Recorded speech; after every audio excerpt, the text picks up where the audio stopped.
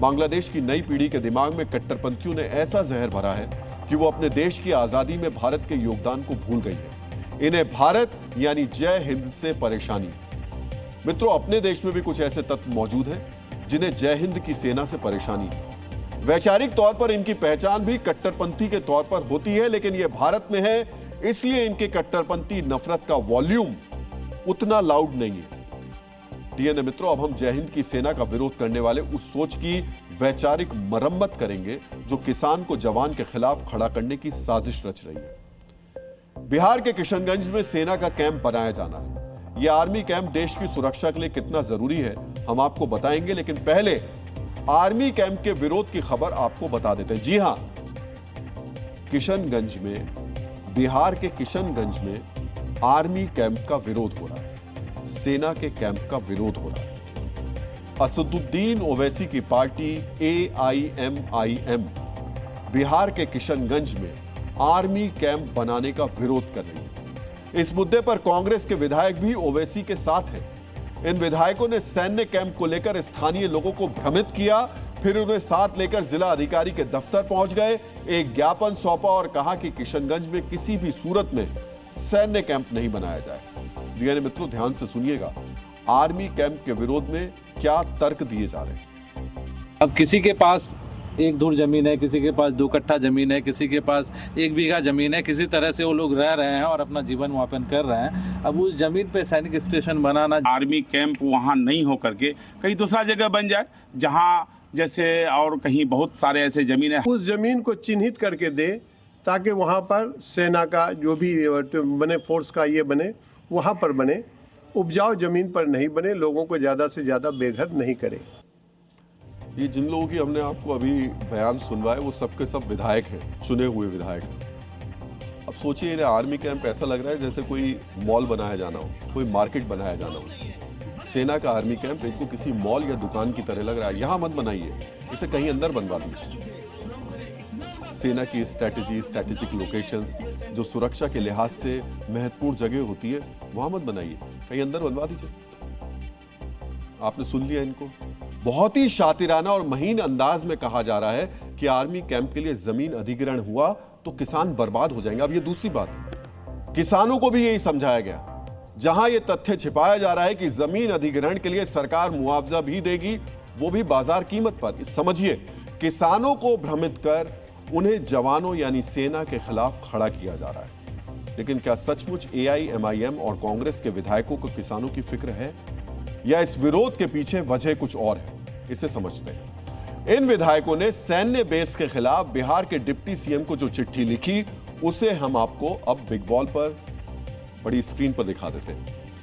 AIMIM के जो विधायक हैं, उन्होंने लिखा कि स्थानीय ग्रामीणों के अनुसार यदि इस क्षेत्र में अधिग्रहण किया जाता है तो बड़ी संख्या में लोग प्रभावित होंगे, उनके आवास और धार्मिक स्थलों पर प्रतिकूल प्रभाव पड़ेगा। ये किसानों के नाम पर लिख करके चिट्ठी तैयार की गई। इस प्रस्तावित भूमि में एक बड़ा हिस्सा, अब थोड़ा ध्यान से सुनिएगा, कहानी है क्या। जिस जमीन को ये किसानों की पेट भरने की, उनके जीवन यापन की एकमात्र जरिया बता रहे हैं, उस जमीन की स्थिति, उस जमीन पर एक जगह ईदगाह, मस्जिद, कब्रिस्तान और आवासीय बस्तियों से जुड़ा कई इस एरिया में फैला हुआ हिस्सा है। यह स्थान धार्मिक आस्था का केंद्र है। चिट्ठी के दूसरे पैराग्राफ की दूसरी लाइन भी देखिए, लिखा है बड़ी संख्या में लोग प्रभावित होंगे, उनके आवास और धार्मिक स्थलों पर प्रतिकूल प्रभाव पड़ेगा। डीएनए मित्रों, मुंह में राम, बगल में छुरी, यह मुहावरा हम लोग अक्सर सुनते हैं। किशनगंज में AIMIM के विधायक जो कर रहे हैं वो इस मुहावरे का साक्षात प्रमाण है। सोचिए, किसानों को बरगलाया जा रहा है, आपकी जमीन चली जाएगी, लेकिन मकसद क्या है? मस्जिद, ईदगाह और कब्रिस्तान को बचाना और बढ़ाना। सोचिए, इनके लिए आर्मी बेस से ज्यादा जरूरी कब्रिस्तान है, इनके लिए देश हित से ज्यादा जरूरी तुष्टीकरण और वोट बैंक वाली राजनीति है। हम AIMIM विधायक के इस किसान हितैषी पाखंड की भी मरम्मत करेंगे, लेकिन पहले आपको बताते हैं कि किशनगंज में आर्मी का बेस बनना क्यों जरूरी है। किशनगंज में प्रस्तावित आर्मी स्टेशन चिकन नेक से करीब 90 किलोमीटर दूर है। चिकन नेक सिलीगुड़ी कॉरिडोर का वो इलाका है जो नॉर्थ ईस्ट को बाकी भारत से जोड़ता है। यह ऐसा चेक पॉइंट है जो नॉर्थ ईस्ट में सैन्य तैनाती, सैन्य आपूर्ति के लिए महत्वपूर्ण है।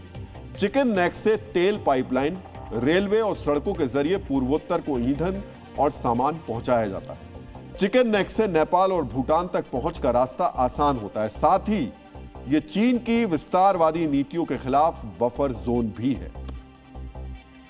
चिकन नेक कॉरिडोर की सुरक्षा बहुत ही संवेदनशील विषय है, इसीलिए किशनगंज में आर्मी बेस बनाया जा रहा है।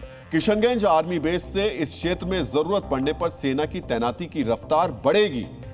किशनगंज का सैन्य बेस बनने से बांग्लादेश पर भी दबाव बनेगा। ऐसा करना इसलिए भी जरूरी है क्योंकि बांग्लादेश चिकन नेक कॉरिडोर से करीब 50 किलोमीटर दूर लाल मोनेरहाट एयरबेस को अपग्रेड कर रहा है। इस काम में उसकी मदद चीन कर रहा है। चिकन नेट से सटे बांग्लादेश के रंगपुर डिवीजन में सैन्य इकाइयां और एयरबेस हैं। चिकन नेक के उत्तर में करीब 50 किलोमीटर दूर चुंबी घाटी में चीन की मौजूदगी है। चुंबी घाटी में चीन की आर्मी की बड़ी तैनाती है। यहां चीन ने एयर स्ट्रिप और दूसरे आर्मी इंफ्रास्ट्रक्चर्स भी तैयार किए हुए हैं। डीएनए मित्रों, अब सोचिए, देश की सुरक्षा से जुड़े इतने संवेदनशील विषय पर राजनीति की जा रही है, आर्मी बेस का विरोध किया जा रहा है। और यह क्यों हो रहा है? क्योंकि कब्रिस्तान और ईदगाह को बचाना है। मतलब इस सोच पर, इस पाखंड पर क्या ही कहा जाए। कहा जा रहा है कि सेना अपना आर्मी बेस कहीं और बना ले। ये लोग अच्छी तरीके से जानते हैं कि सेना ने सुरक्षा से जुड़े खतरों का आकलन करने के बाद ही किशनगंज में आर्मी बेस बनाने का फैसला किया होगा, लेकिन इन्हें विरोध करना है। बहुत ही शातिराना साजिश के तहत इसके लिए किसानों को टूल बना लिया गया। कहा जा रहा है कि कृषि भूमि पर सैन्य बेस नहीं बनना चाहिए। मित्रों, अब ध्यान से सुनिएगा। किशनगंज में, इसको आप चाहें तो नोट भी कर सकते हैं, किशनगंज में कुल 839 कब्रिस्तान हैं।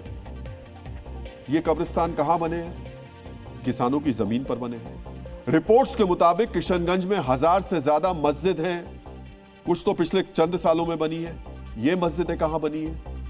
कृषि की जमीन पर बनी है। और इन मस्जिदों और कब्रिस्तानों को बनाने में AIMIM के विधायकों का भी भरपूर योगदान रहा है। और सोचिए, उसी किशनगंज में सैन्य बेस का विरोध यह कहकर हो रहा है कि कृषि जमीन पर इसे नहीं बनाया जाना चाहिए। डीएनए मित्रों, यह शुद्ध पाखंड और देश विरोधी भावना है। सोचिए, कृषि जमीन पर कब्रिस्तान, मस्जिद, ईदगाह बने तो चलेगा, लेकिन आर्मी का बेस नहीं बनना चाहिए।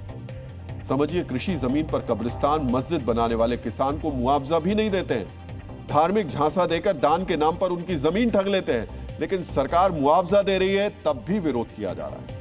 आज जरूरी है कि ऐसे लोगों की महीन साजिश को समझा जाए। उन किसानों को भी इनकी देश महीन साजिश की जानकारी दी जाए जो उनके झूठे प्रचार का शिकार हो रहे हैं।